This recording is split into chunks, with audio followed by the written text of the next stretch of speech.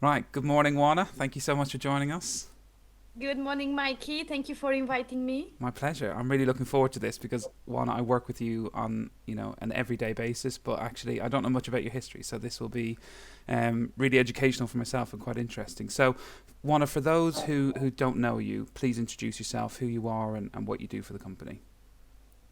Hi, my name is Oana Gherasim, if I need to give my full name. And I work as HR manager, and I'm part of the people team in head office. Yes. Amazing. I think, I mean, I don't think, I'm sure. I've been with the company now for nearly 6 years. Yes. Wow. And I say for those who don't Time know is you, but flying. I Yeah. imagine everyone knows you now with lockdown, and they must have received many letters from you or advice or something from you. So yeah, been a bit of a lockdown hero. So what we want to do with these interviews is sort of get to know you from the beginning. So where it all started for you, what your sort of main career jumps were, if any, and how you became the person you are today, how you are the Wana that we know and love every day. So let's take it back to sort of finishing school. What did you study after school? Well, my uni degree was in international relations and European studies. Um, I've always been onto working with people, and I like to consider myself that I'm a people person. So every job that I did was around people and involving people. I finished my uni degree. Then I've done few small jobs like when I was in uni, just to pay some of the fees and to keep myself going. And I've What? Sorry, Wana, I have to stop you. What was the worst job you did when you were in uni? Or oh my God, it was working at the seaside in a restaurant. And in my mind, when I accepted that job, I said that, oh, that would be really nice. I can choose the times, my shift, and then I can be on the beach. And I was just seeing myself, partying there. No. I think they were like, I don't know, 17-hour shift or oh my god. that was my worst job. So I think actually that was the first job that prepared me for my career in London. Yeah. And Uh, um, Um, Soon after I finished my uni, I started to work for the Romanian government, and I've been with them for nearly 10 years. And I've worked in different departments at the government, and I've done a master in HR. And then after all that hard work, I decided to relocate to UK. So I've moved to London 9 years ago, and I booked a one-way ticket. It was a really random decision I took one day. I said, I think I need a change. I booked one-way ticket. I didn't know what to put in my luggage. I didn't know if I'm packing the whole of my life or I'm packing for 1 month. I didn't know for. I remember I came to London in on 11th of October 2011. Nearly, yeah, will be 10 years this year. Um, and I remember I wasn't sure if I shall take any spring clothes or summer clothes, because I had no idea how long I will stay in UK. And look at me, nearly 10 years later, just enjoying you've got life. And lots of summer clothes now. great decision. Yeah. But And what was your first impression when you came to London? Had you been to London before you came here? yes, I visited as a tourist 2 or 3 times before, and also I had a couple of work trips when I was working for the Romanian government in London. So I love London. I always seen myself here. And I think from all the everywhere I traveled in the world, I had the best chemistry with London. It's just funny. You just feel it. Yeah. You just I don't I yeah I didn't see myself living in a different place. Yeah. Oh, amazing. And then when you came here, what was the first job you got? So that's really funny because my the work that I had was quite stressful. So I finished work on Friday. I had my flight to London on Saturday, and I found a job on Wednesday. Oh my God. But I wanted to for my first job to be something that doesn't require any massive mental effort because I just needed a break. I Yeah. felt I just need a break. I've been working for years and I just felt that, you know what, I just want to work this job to that's not much for me. Yeah. So I found a job in Carnaby Street in Soho, and in London, and was a French brasserie named CTC.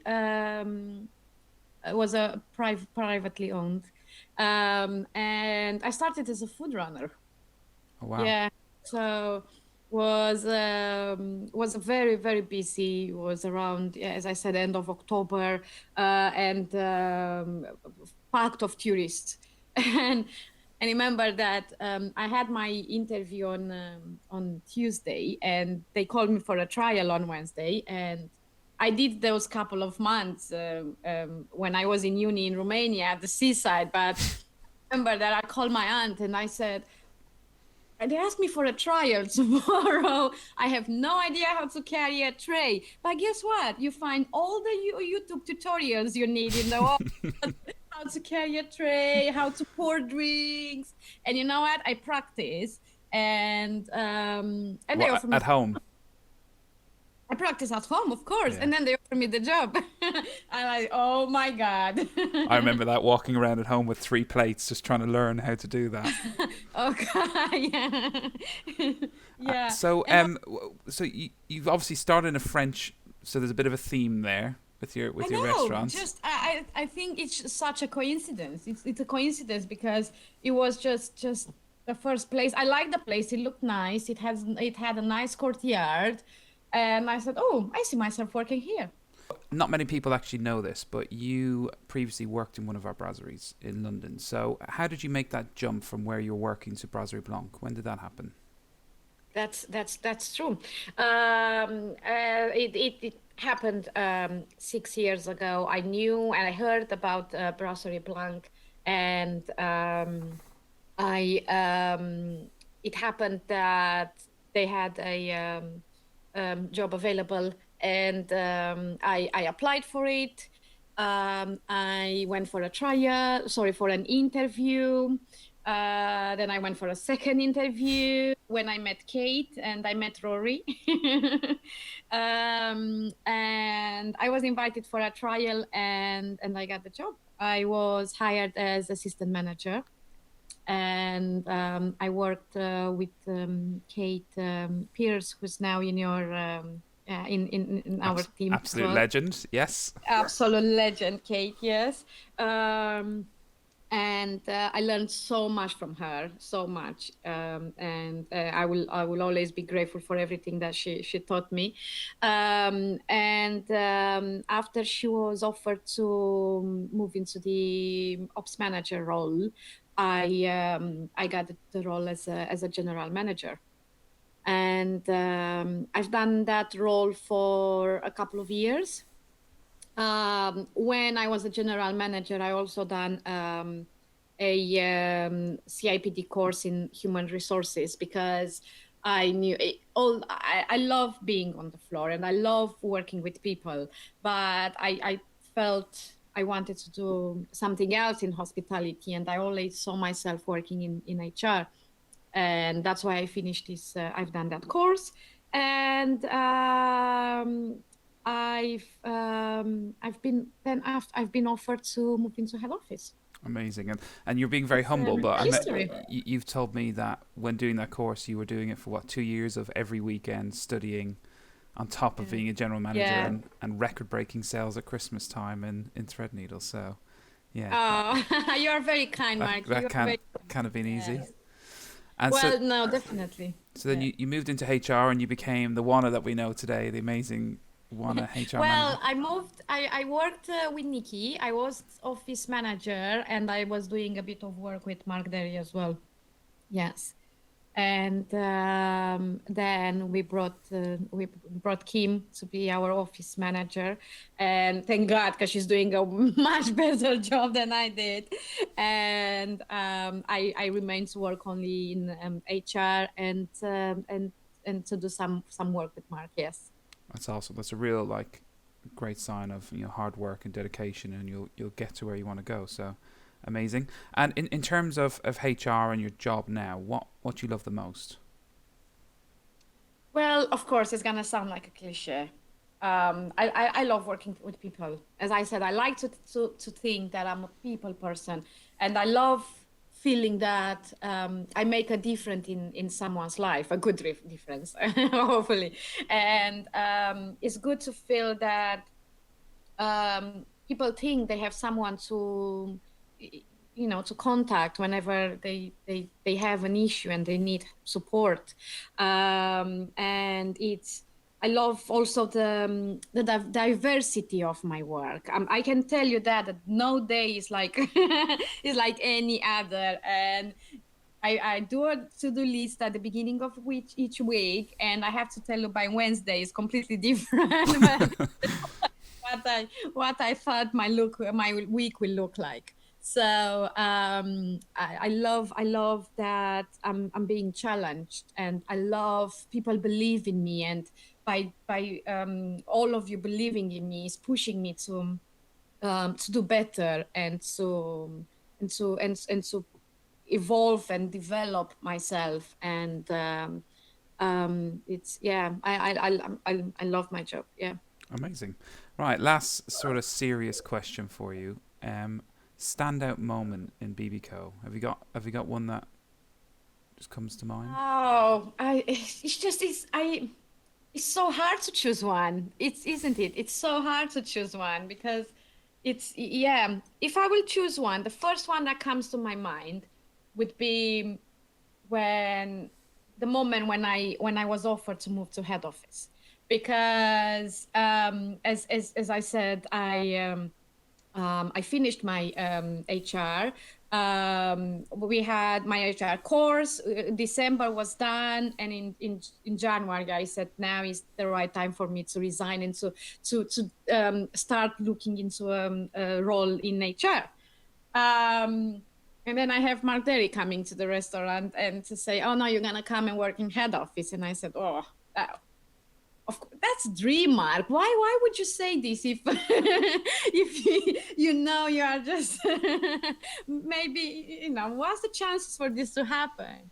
And it did happen. It did happen, and I think that was the moment when I turned the corner, and when I realized that my dream in working in HR in London will actually happen. That's awesome. When you have a moment, you're just like, sorry, did this just happen? Did I just been offered to work in HR? I mean, I came to this country with all my dreams in a plastic bag.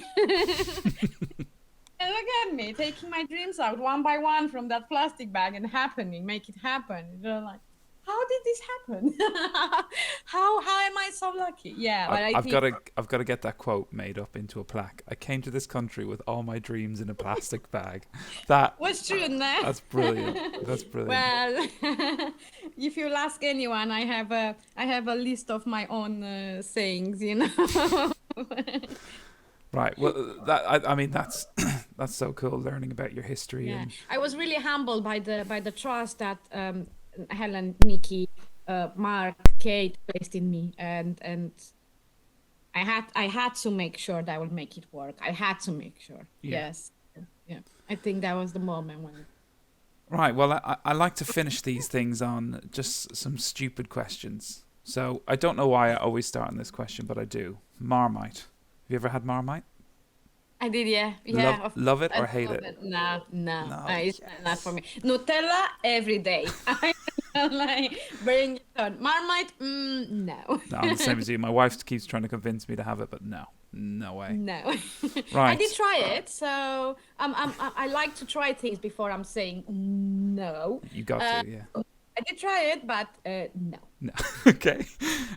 Would you prefer a lovely grilled steak or a grilled bit of fish? It would be fish. I do Fish. love a nice steak. I mean, when I go to one of our restaurants, of course, I'm gonna have yeah a nice steak, but I will go for fish. Okay. I like to chuck in here something called Would You Rather. So you've got to pick one. Would you Oh rather? my God, is it decent? I'm not actually sure if it's HR appropriate, but we'll do it anyway. Would you rather Okay. be the opposite gender for one day, or be an animal for a day? I'm quite white, you know me, so I'm not sure if I should say an animal. I would love to be an opposite gender. Okay. I'm not gonna follow up with that. I've learned from your HR training. All right, and then I just gotta know this. Favorite cocktail? Oh, oh God. Just margarita, pina colada, espresso martini. So I'm so sorry. anything alcoholic, I do like a basically. happy hour. What can I do?